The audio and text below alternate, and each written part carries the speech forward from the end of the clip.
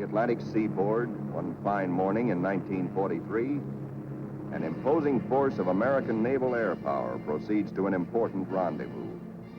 This force is the aircraft complement of a new carrier: fighters, dive bombers, torpedo bombers. With the air group commander leading everyone, they're flying out to sea to join the ship which will be their floating home and fighting base. He is one of many carriers which the American people have built since Pearl Harbor to destroy the enemy in his own part of the world, far away. And there now is our base, powerful and serene. In honor of all American aircraft carriers, let us call her the Fighting Lady.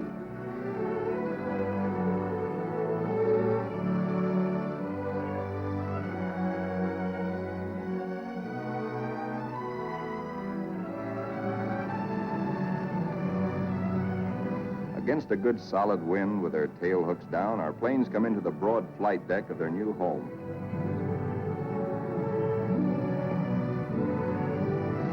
In case the plane's hook fails to catch the arresting gear, there's a series of stout wire barriers. Number one man on the flight deck just now is the LSO, the landing signal officer, always a flyer himself. Like all aviators, he'd much rather be flying.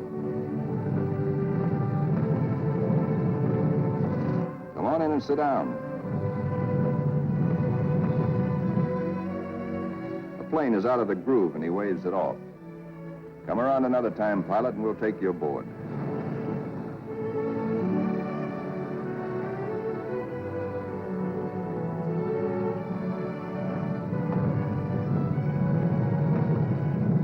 When planes land, they taxi quickly forward out of the way. Later, they'll have to be shifted to the stern and rearranged in proper position for takeoff.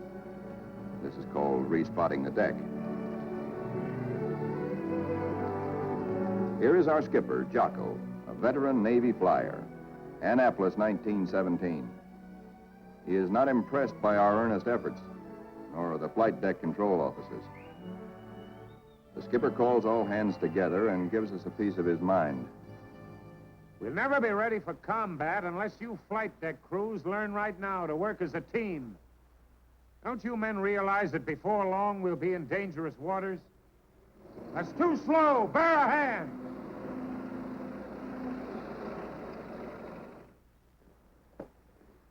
Watch out. Keep that wing clear. Get it over to starboard. Way over to starboard. Come on, get the lead out of your pants. Now, this is the way your deck should look when you're ready for action. Our ship, our Fighting Lady, is enormous, wonderful, and strange to us. From stem to stern, the entire ship is a honeycomb of watertight and flame-proof compartments. Far below the waterline are engine rooms, fire rooms, fuel tanks, and magazines packed with enough assorted high explosive to blow us all to kingdom come. The hangar deck is like a gigantic tunnel, nearly 2 city blocks long and wide enough to house 4 freight trains abreast.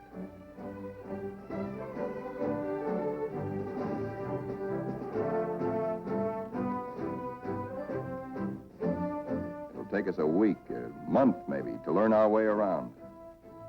These new surroundings are as mysterious to us as they are cold and impersonal. Our Fighting Lady is like a huge floating cave, noisy and uncomfortable.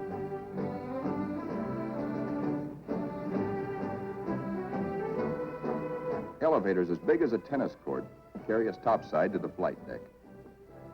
The great superstructure rising amidships is called the island. This is truly the ship's nerve center, its fighting brain.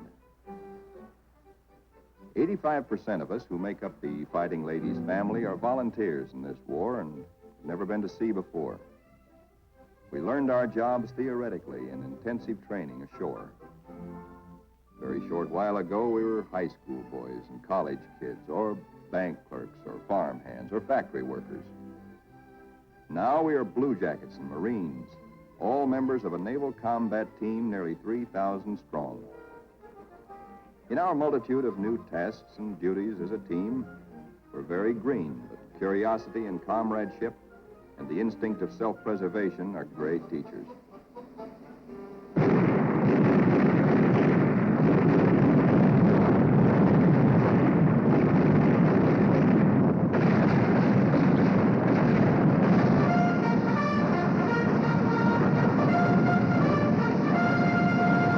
Some of us have to master the delicate and complicated instruments which control the fire of our 5-inch batteries, the guns that must defend the fighting lady when enemy dive bombers and torpedo planes attack.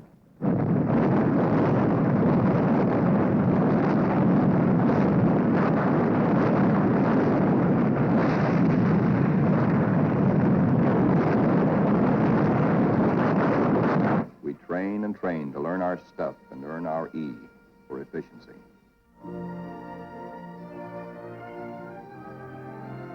The Fighting Lady's destination is still a closely guarded secret. No one can hide the fact that we are entering tropical waters. Our ship seems more friendly and comfortable now. We greenhorns feel that a suntan will at least make us look like fighting sailors. Even our mascot, Scrappy, has been at sea longer than most of us.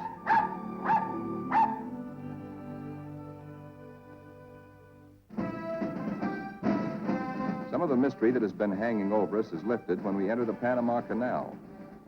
There's a lot of unprofessional nervousness about whether or not we're too big to get through the locks.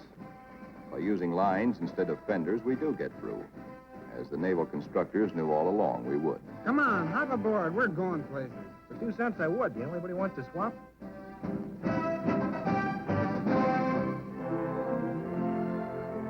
Now we stand out into the Pacific, and life aboard settles down into monotony. Here are our aircraft pilots, officers all. Ship's company call them the glamour boys. They are the men who fly and fight our planes. All the efforts of all the rest of us are concentrated on putting these people into the air and getting them back again. Most of us are hiding a certain amount of nervousness and anxiety, for many of us are Johnny-come-latelys, reserve officers who only recently learned to fly at Corpus Christi and Jacksonville. Others among us are specialists who trained at Quonset Point, Rhode Island. Reserves are called by the regulars, in a friendly way, 90-day wonders. In return, the Annapolis regulars are called the trade school boys.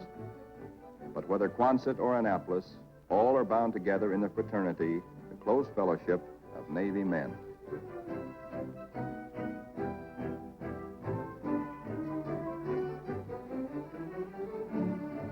Among the ship's non-commissioned personnel, almost 3,000 blue jackets and 100 Marines, the hottest shots are the air crewmen, aerial gunners, and radio men. These boys and the plane captains are the partners of the glamour boys in the air. By non-flying blue jackets, they are called Zoom pigeons or Airedales. And because they receive 50% extra pay for flying, they are sometimes referred to as the bankroll boys.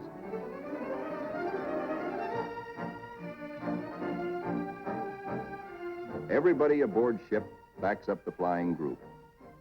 This requires the efforts of all manner of people. Many of the jobs are far from glamorous. All the little tasks and services you find along Main Street must be performed by some members of our carrier's crew. For though the Fighting Lady is a powerful ship of war, she is also a sizable American community, whose population must be supplied with all the necessities and some of the comforts of home. Doc Sorensen, the pharmacist's mate, is just like a village druggist. And next door is our hospital called Sick Bay. It has only a few patients now, but soon it is to be filled with our wounded. Men like these who perform the humble jobs that make life aboard a fighting carrier more bearable, the barbers and the cobblers, are seldom mentioned in communiques. They all have a place in our fighting team. Weeks pass. Now we are far out into the Pacific, which is a very considerable body of water. Monotony shuts down on us between our duties. Guessing where we're bound is still our chief pastime. Will we put into Pearl? Are we going to Iron Bottom Bay? Or maybe even to the Aleutians? All such gossip and rumor are called scuttlebutt or drinking fountain conversation.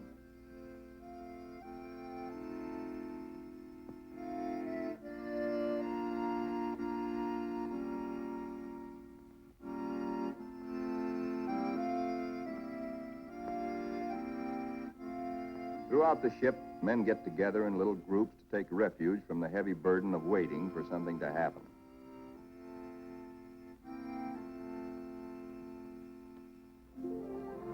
And then one day, out of nowhere, comes a fast fleet tanker, and we're refueled at sea.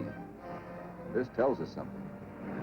This tells us that we are not going to Pearl or any other land base for a long, long time.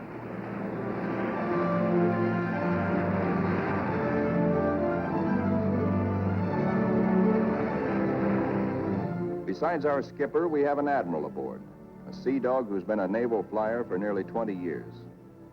Until now, only these officers have known where we are to go. But now Jocko, our captain, confers with the air group commander and reveals the plan.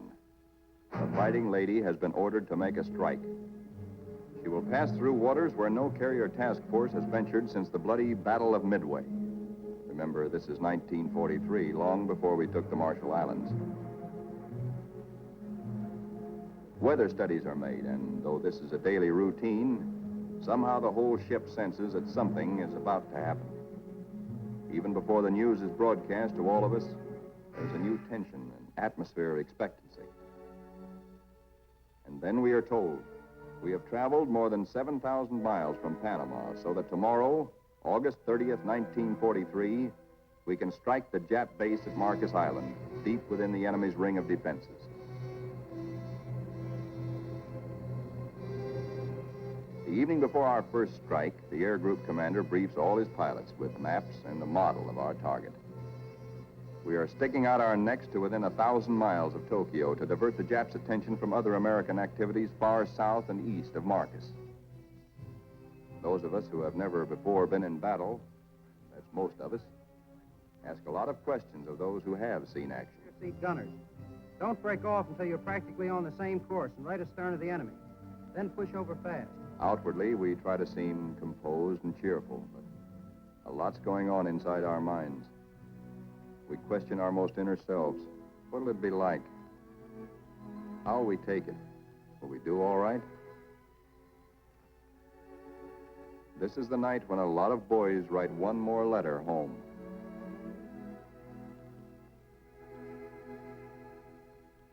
Among those playing acey-deucey in the wardroom is a chubby 23-year-old from Eureka Springs, Arkansas, Lieutenant E.T. Stover, nicknamed Smokey. That's he sitting on the far right. Having flown 50 missions at Guadalcanal, Smokey has been ordered to take a rest. He'd much rather be flying. Before dark on the eve of battle, our planes are loaded with bombs and gas. So that each plane will be in its precise position for a speedy takeoff, we spot and respot our deck.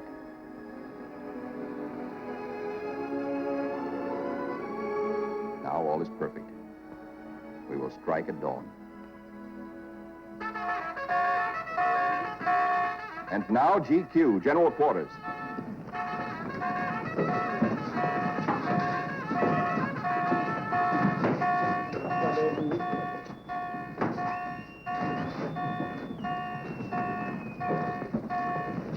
Every man on the ship goes to his battle station, his special place on the fighting team. George, the barber, will pass ammunition. Leo, the baker, will be a sky lookout. Frank, the tailor, is assigned to a first aid station. Pilots are in their ready rooms. Each squadron, fighter, bomber, torpedo bomber, assemble separately. Flyers get into their flight gear and receive last-minute data and instructions.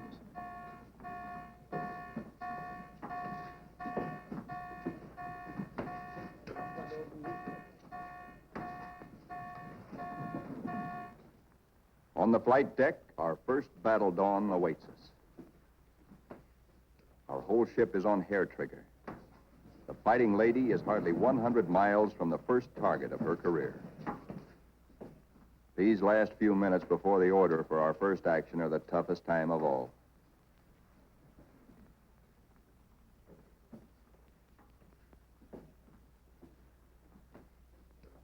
A wise man once said, "War is mostly waiting."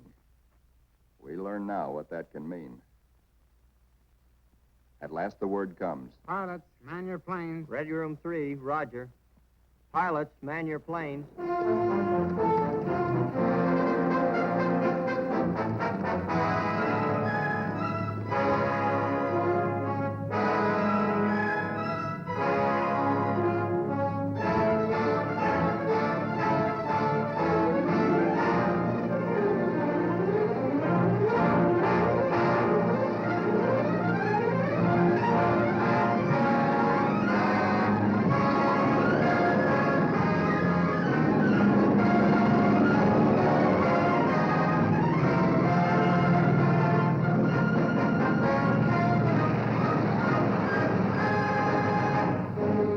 Fighters take off first to form cover aloft for the other squadrons. Then the bombers, heavy laden with destruction.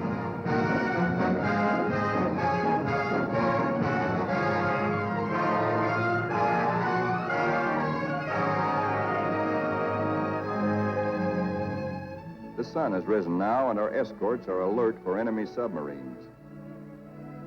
But the Fighting Lady steams boldly toward our target to lessen the distance for our planes when they return.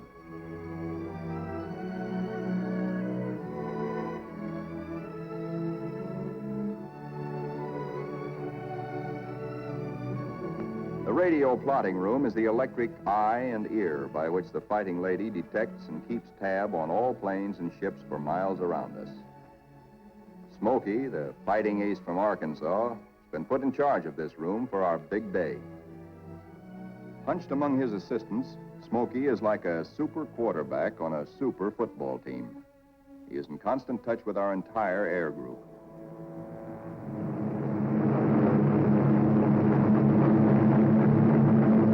As our first fighters race in toward Marcus Island, they stay low, hoping to escape detection by the enemy's radar. Then they climb suddenly and dive. A surprise strafing attack on the enemy's airstrips. These red balls floating up at us so lazily are anti-aircraft fire. There is 3 times as much of it coming up at us as we can see, because only 1 shell in 3 is a tracer. What look like fiery pollywogs are tracers from our own wing guns. The ack-ack is much heavier than expected, but through it we go to knock out enemy bombers on the ground. All through these battle pictures, realize that we are looking straight down our own gun barrels. These pictures are taken automatically by the same mechanism that operates the guns. Pictures even shake with the gun's recoil. Our eye is now the very eye of our fighting airplane.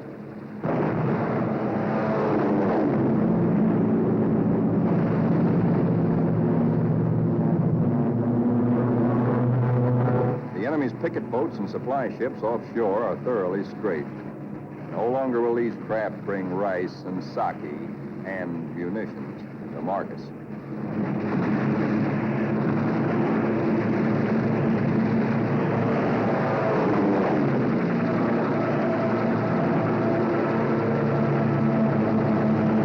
Our bombers flying higher see the island beginning to burn. A moment ago, it looked like a little jade trinket in a cobalt sea.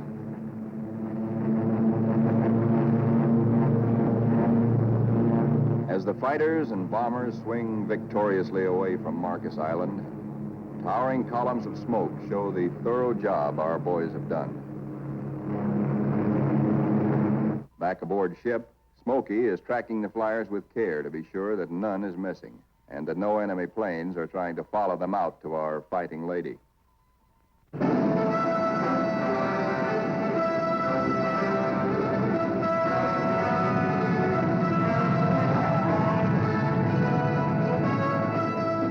As our planes come aboard, there begins an operation almost as exciting as the attack itself.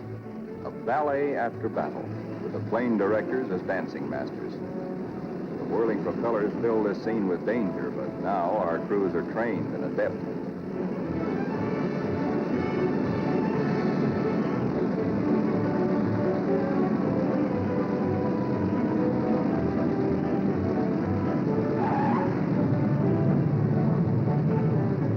Landing signal officer performs an eloquent adagio on the Fighting Lady's stern. Warning to the rest of the cast to stay off stage until a limping member can be led out of the way.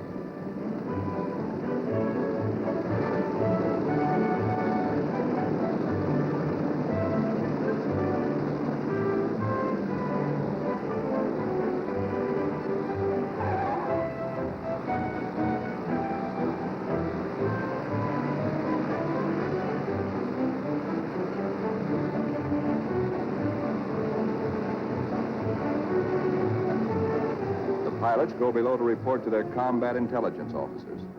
They have hot news, good news. They tell what they saw and did, how many rounds of ammunition they fired, how many bombs they dropped, what they hit, what they noticed at the target that was new and different or that may need hitting again.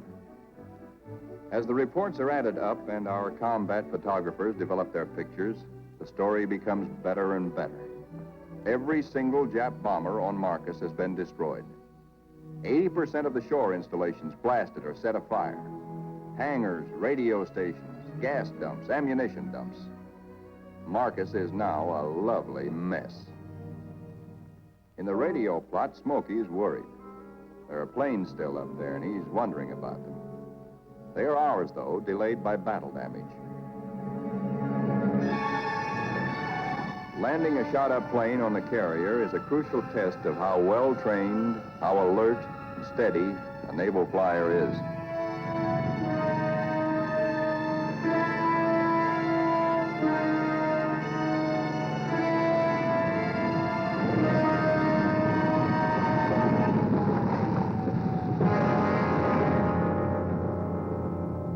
The Fighting Lady now has met her enemy. In the wardroom, the pilots who this morning felt new and nervous now talk like veterans. We have been baptized by fire and have survived nicely. We of the Fighting Lady are growing up.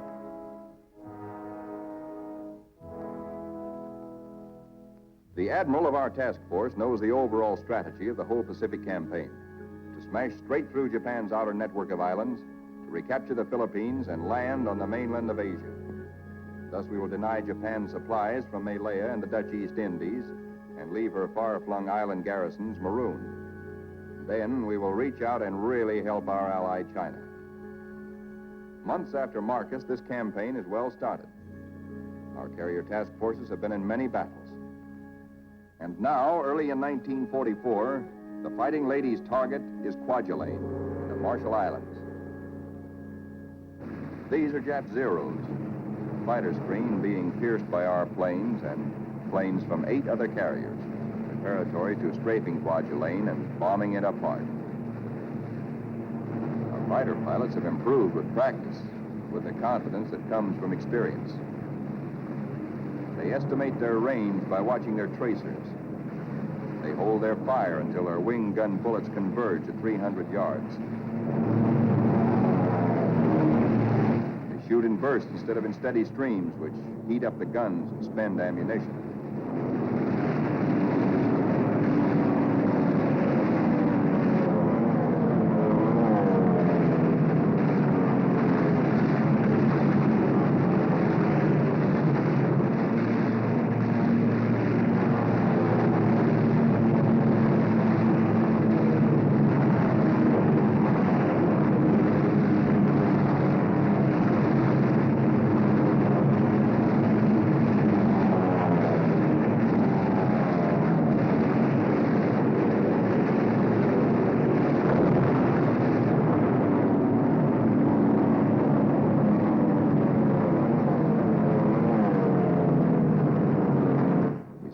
Kwajalein burning, very satisfactory.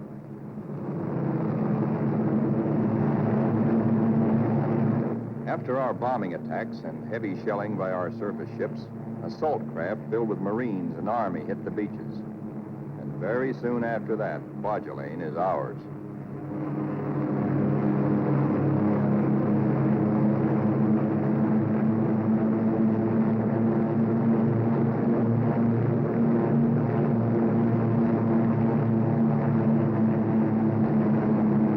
Right after Kwajalein, word comes to our admiral that at Truk, Japan's huge and secret naval fortress 1,400 miles to the west, there apparently are some heavy units of the Japanese battle fleet. Perhaps we can surprise them. Again, the Fighting Ladies squadron and squadrons from other carriers take off for combat. A lot of mouths are dry at the thought that our target is mighty Truk. The rear seat gunners look back at the Fighting Lady, wondering when and if they will ever return to her.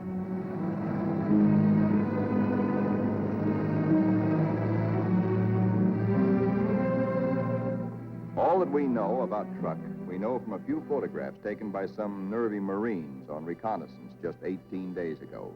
We hear that it is a complex of heavily fortified islands surrounded by airstrips, with naval anchorages at certain spots among the islands. For the next 2 days, more than 1,000 of our carrier-based planes are going to sweep in on Truck in relays. The planes appear to float gently off our bow. Actually, their airspeed is a good 70 knots. Diving in on Truck, we again turn on our guns and their synchronized cameras. Truck's defenders are aloft and we smack them hard.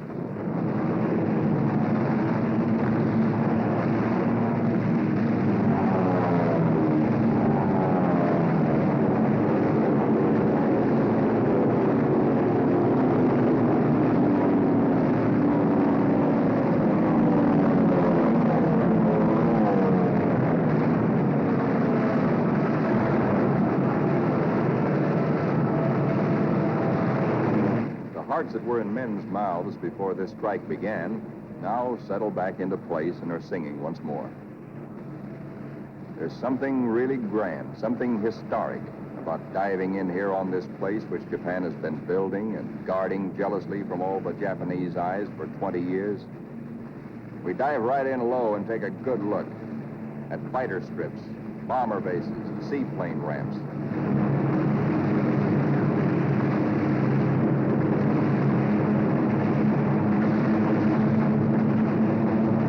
In an almost vertical dive, the pilot may black out or go blind for a moment when he pulls up and out at the bottom. But the camera won't black out. It cannot see the landing of our own bomb, for we'll be up and away before that reaches the target. But it records the hits of other planes ahead of us.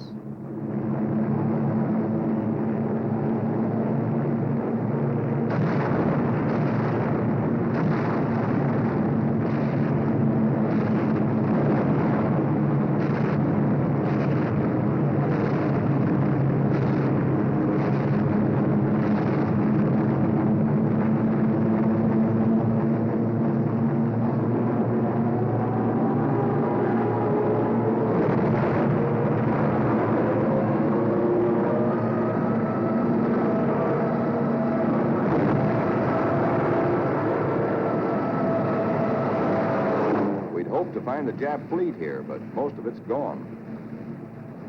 Some lingering ships, including some of their fast fleet tankers, we find hiding in sheltered coves. The vessels which we are now strafing are other fleet auxiliaries, rice boats, transports, and ammunition ships.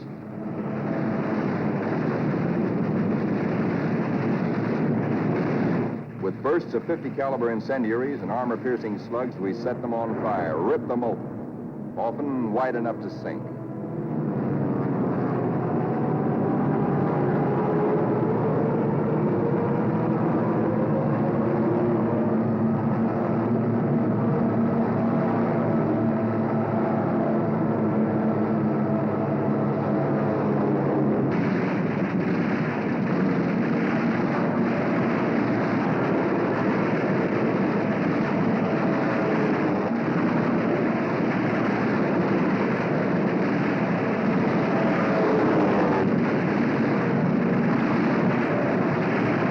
Strafing ships filled with TNT is not very healthy for pilots who dive too low. But it's hard to tell who's carrying what until the big bang comes.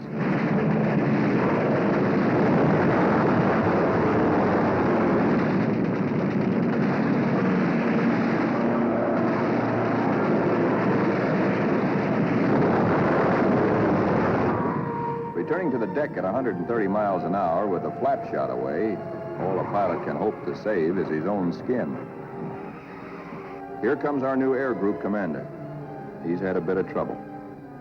His windshield is blotted with blood, and he has to feel his way aboard.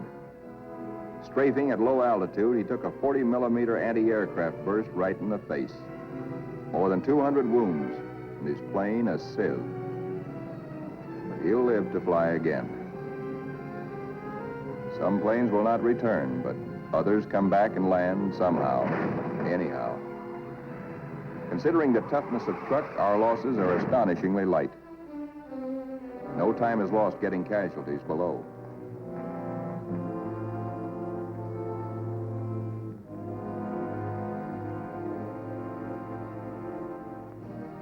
It's a long way from Truk to our secret rendezvous in the Marshall Islands. Someday it can be told just where this is. Actually, it is a magnificent new fleet anchorage, an advanced naval base, which we have taken from the Japs and made secure. Now, for the first time, we, who have been operating as separate, relatively small task forces, see assembled the enormous mass of naval power. Over 1 million tons of American fighting steel. New carriers, new battleships, new cruisers and fleet auxiliaries in an amount which Japan could never conceive, let alone produce.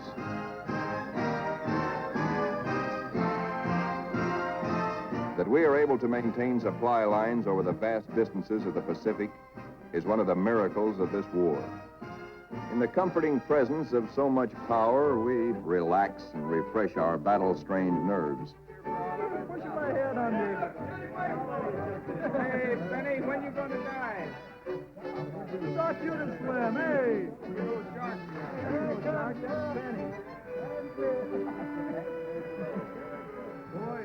Our ship's post office now does really big business. Letters for us at last from home. Letters from us to friends and families. Our censors know our collective mood, our central hopes and thoughts. The stuff is really getting out here now. I can't tell you much about it, but oh boy. And the more we get, well, the sooner I'll be seeing you. All hands are called together. Our old skipper, Jocko, has been promoted admiral. Our new one's name is Dixie. Men, as soon as I finish talking, we are getting underway. Our fighting lady is now part of what is designated Task Force 58. As you know, our final destination is a place called Tokyo. We'll have to fight hard to get there, but when we drop our hook at Yokohama, I'm going to throw a party. All hands are cordially invited.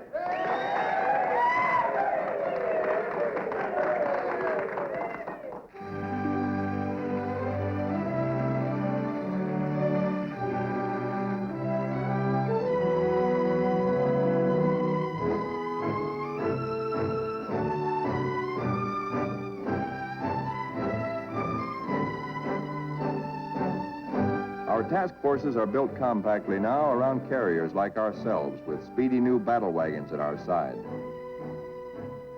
A carrier skipper never leaves the bridge at sea, because carriers and their planes are the first to strike the enemy or to be struck by him. Our aircraft pilots are constantly on call, for despite the mass of power spread out around us, these are still dangerous waters. Our pilots know this all too well, but it doesn't worry them now, for they're seasoned. They know how. There are a lot of new faces among us, but most of these men, too, have been in action. At places like Hollandia, Millie, Joliet, Palau, Rabaul, Wake, Maloelap. Our rear seat gunners and radio men are old hands now. Some of their faces are different, too, because there have been replacements. A lot of them have been made commissioned officers. There's a saying in the Navy that you never learn to love a carrier until she gets hurt. Well, perhaps we don't really love our fighting lady, but we've become mighty fond of her and almost comfortable, almost at home.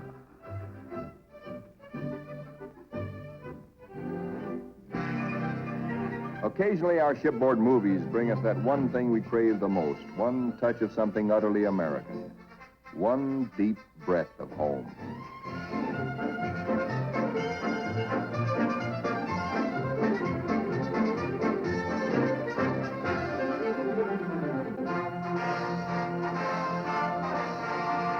Like Jocko, our new skipper, Dixie, is an old hell-diving Navy pilot. In their battle caps, he and Admiral Mitcher look like big league baseball managers.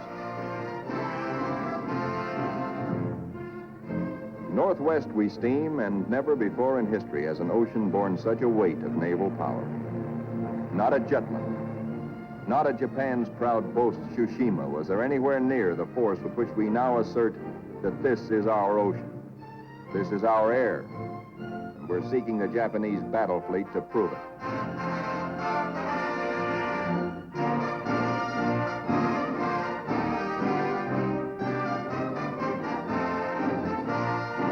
With our cruisers and our biggest new battle wagons present, we are strong enough to hope, really to hope, that we may provoke the Japanese fleet into accepting a fight.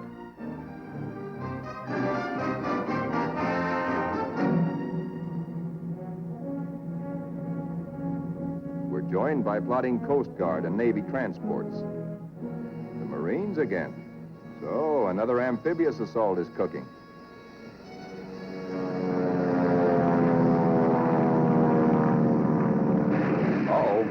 Our patrols have spotted an enemy search plane and are after her. She's a big bird. A 20-ton, four-motored Kawanishi seaplane, the kind we call Emily's.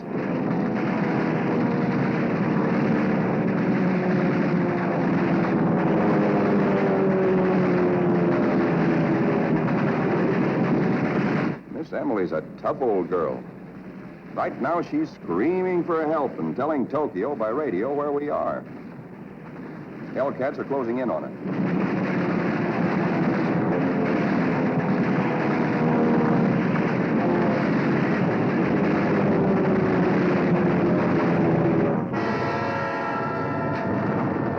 So long, Emily.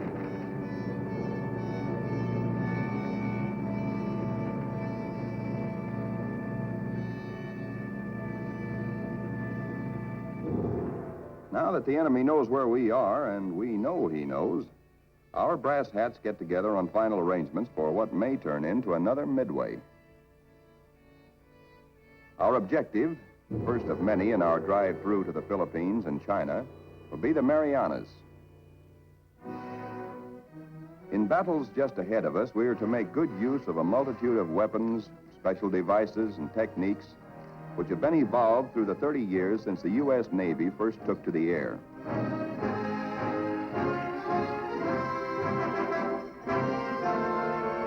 Not only did our naval flyers create the aircraft carrier itself, but it was they who devised the torpedo plane and invented and perfected dive bombing.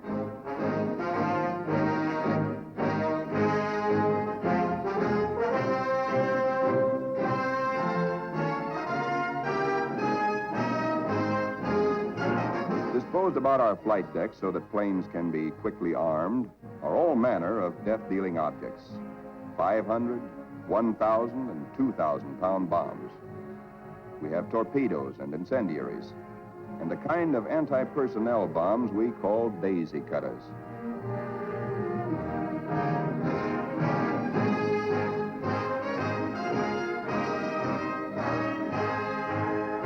Some of our bombs are armor-piercing, some for fragmentation.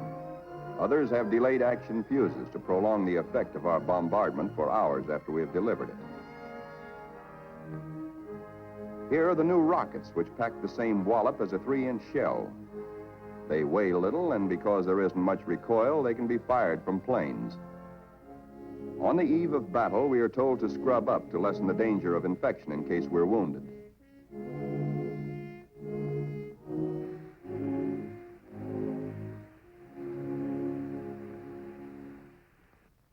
As well as our bodies, most of us prepare our souls.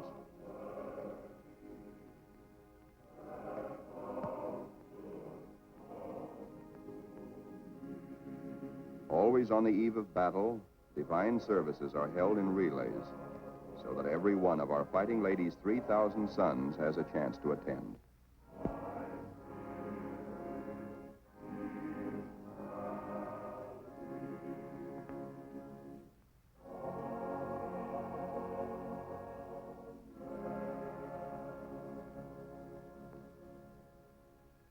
As the eve before battle lengthens, there is the usual waiting. Again, we're reminded that war is mostly waiting.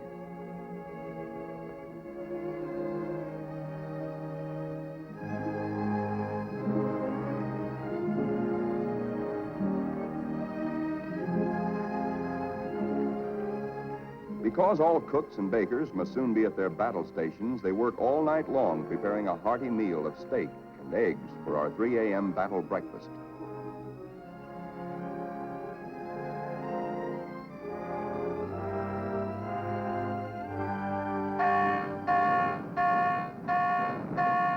We are being attacked.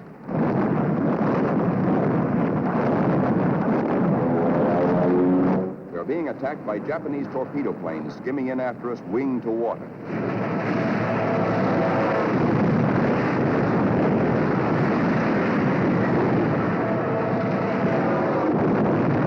All they want is one hit on our flight deck.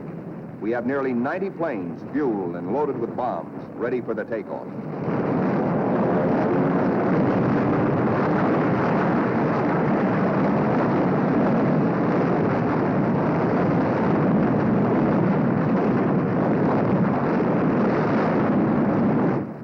Patch of flame is a burning Jap.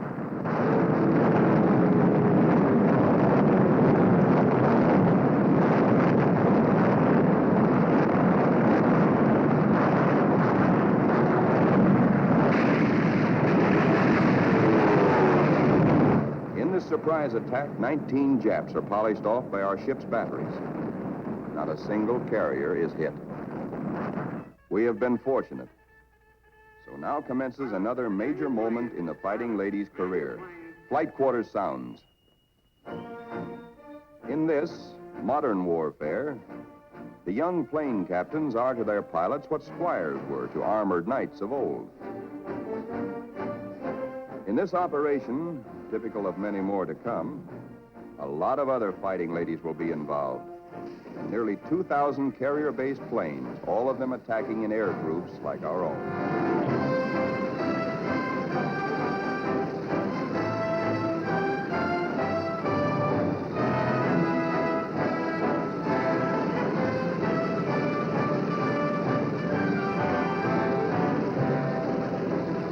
From now on, we tighten our belts and steady our hands as our Navy makes progressively bigger attacks nearer and nearer the heart of Japan.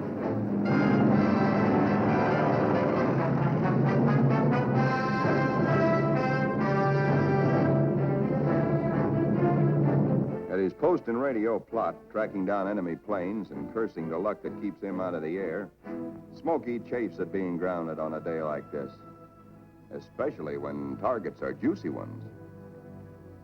All the Jap air bases and military installations in the Marianas, and a special prize package, Guam, the island which we did not fortify, but the Japs did.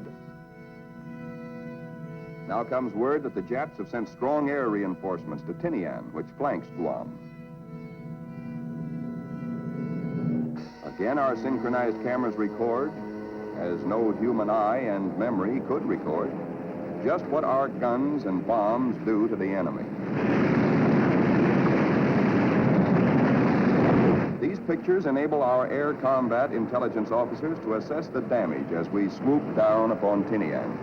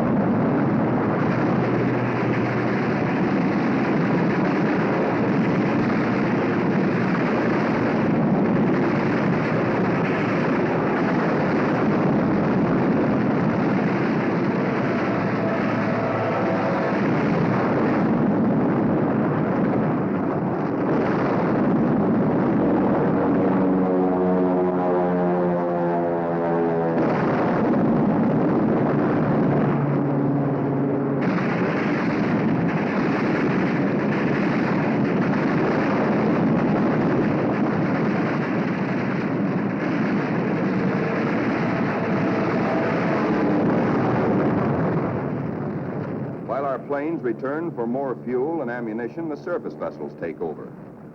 The Prodigious naval barrage to prepare the beaches our assault forces are going to hit. Not only our newest, but some of our oldest and proudest battleships are here. The Colorado, the Tennessee, and the USS Pennsylvania, flagship of World War I.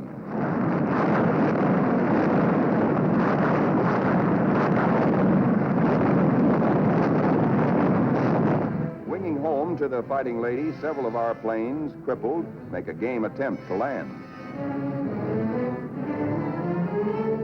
Now is when the landing signal officer must judge not only the speed, but estimate the battle damage of planes like these.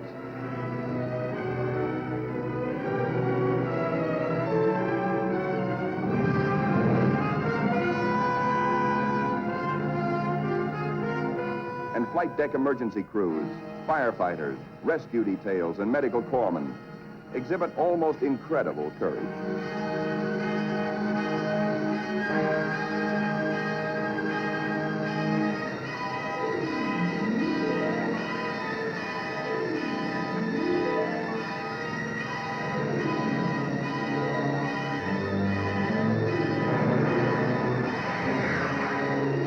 The pilot of a torpedo plane has been unable to release his load of incendiaries. Burning thermite is spilling out at incandescent heat. In the plane's tanks remain about 75 gallons of high-octane gas.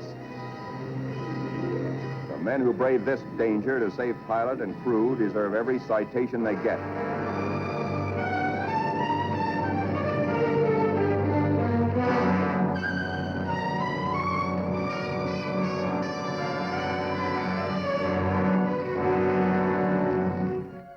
In the ready rooms, intelligence officers question battle-weary pilots.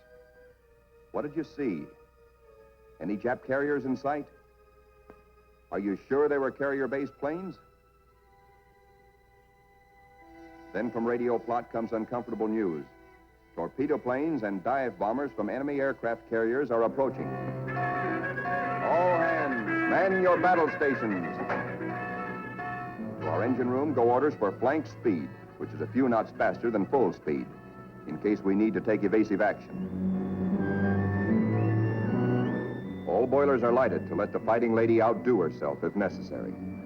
The engine room people turn on the heat, and the propeller shafts churn like fate in their alleys.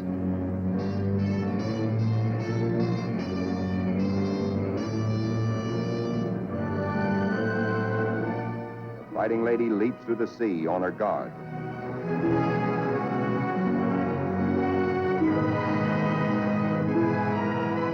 Skipper Dixie gears himself for action, and so does wise old Scrappy.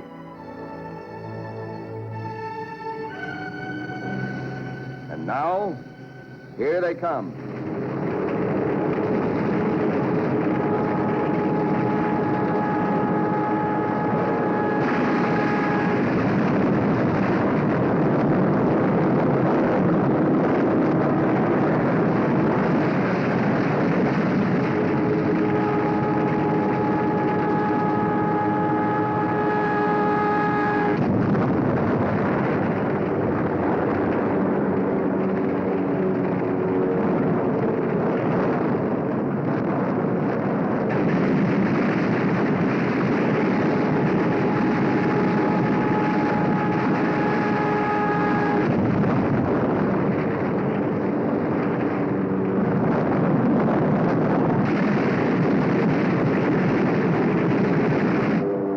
Jill, torpedo bomber, miraculously keeps coming through our wall of flak. She's approaching us fast with a life that must be charmed. Our gunners throw everything they've got, but still she comes. If he ever releases that torpedo...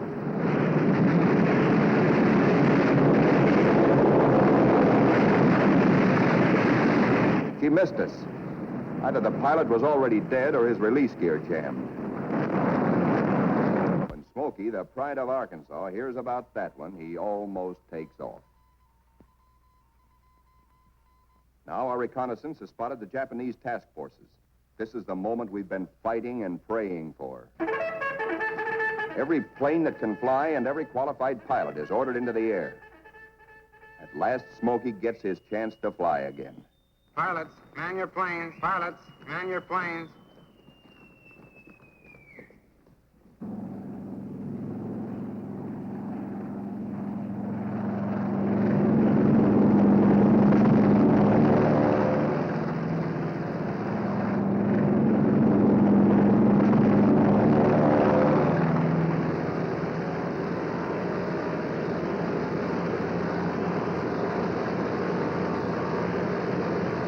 Philippine trade wind is tearing down our flight deck. Our planes strain forward to rise into it. Our entire air group thunders out behind the group commander.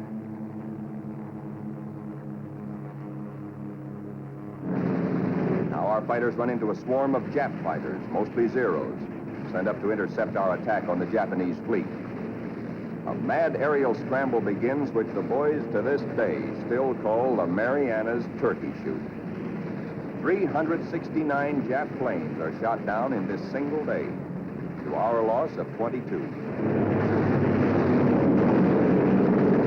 Japanese plane makers have sacrificed strength and firepower for agility. Their planes disintegrate quickly when you hit them. They have no armor plate, as ours have, nor are their gas tanks self-sealing.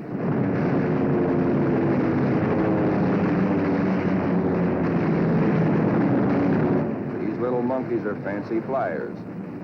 They think aerobatics can win dogfights, whereas we believe in smooth flying and careful shooting.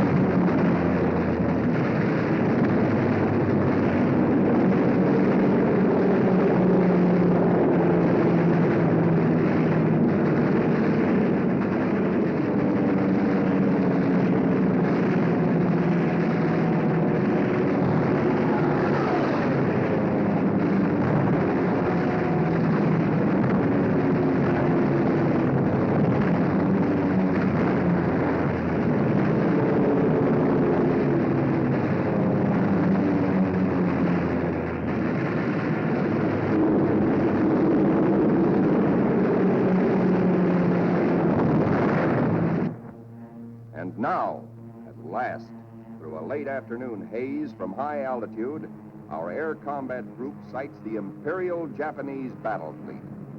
These are the first pictures ever taken of a great enemy naval formation like this.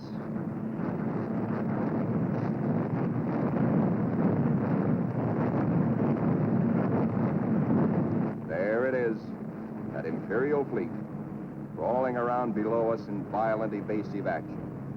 Us looking down on them in the seas they think they own. Some of these Japanese ships are scampering away at better than 40 knots. When you bore straight down on them, they twist, squirm.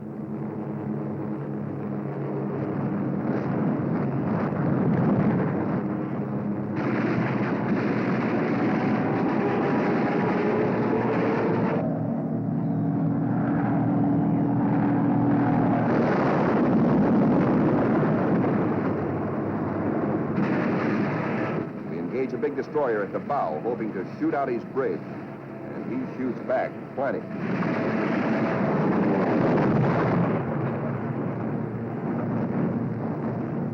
Let's go down after that cruiser. He answers us emphatically from the forward turret.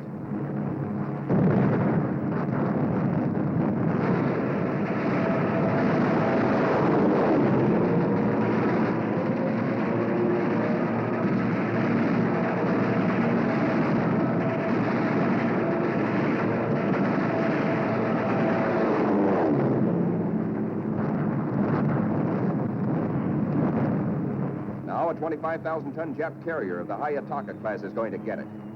Watch 5 o'clock in the camera, the lower right-hand corner of the screen. This big flat top gets it where the turkey got the axe.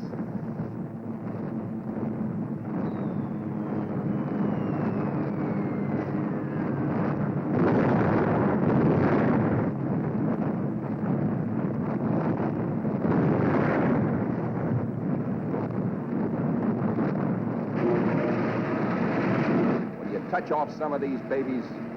Just watch this one. And now we come home from the Battle of the Philippine Sea. 17 Jap warships have been sunk or severely damaged. Several of our returning planes have been badly shot up. A dive bomber comes in out of gas. He pulls off to starboard, but noses over because his wheels are down.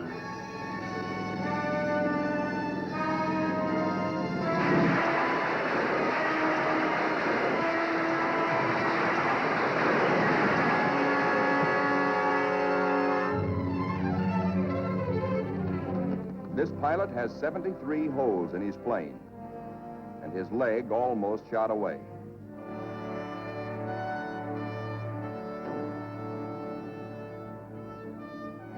To clear the deck for other planes, number 30, badly damaged, is jettisoned, given the deep 6.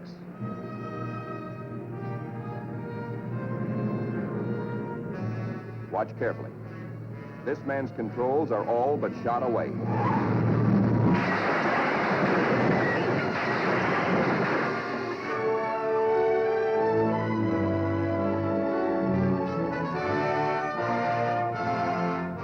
He steps out of it, smiling. And now it is time to paint up the scores. On this fine morning, just a year after being commissioned, the Fighting Lady is beginning to look like a stamp album. She has done her share, amassing Task Force 58's grand total of 757 Jap aircraft destroyed in a 2-week turkey shoot.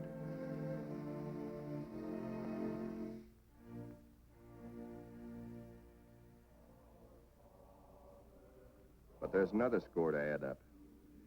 Our own casualties. Quite a few faces are no longer with us on the Fighting Lady. Among them, Lieutenant Commander Upson, skipper of our torpedo squadron. Lieutenant Pappy Condit. Lieutenant John Meehan. And that fightingest gentleman, Lieutenant Smokey Stover.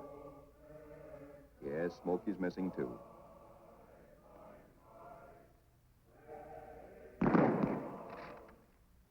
Salute them under their country's flag. For they were brave. They were gallant. Others will come forward to take their places. For the battles we have fought on the seas and in the sky are only the beginning. Still hungry for battle will steam our carrier. Serene, powerful, unafraid.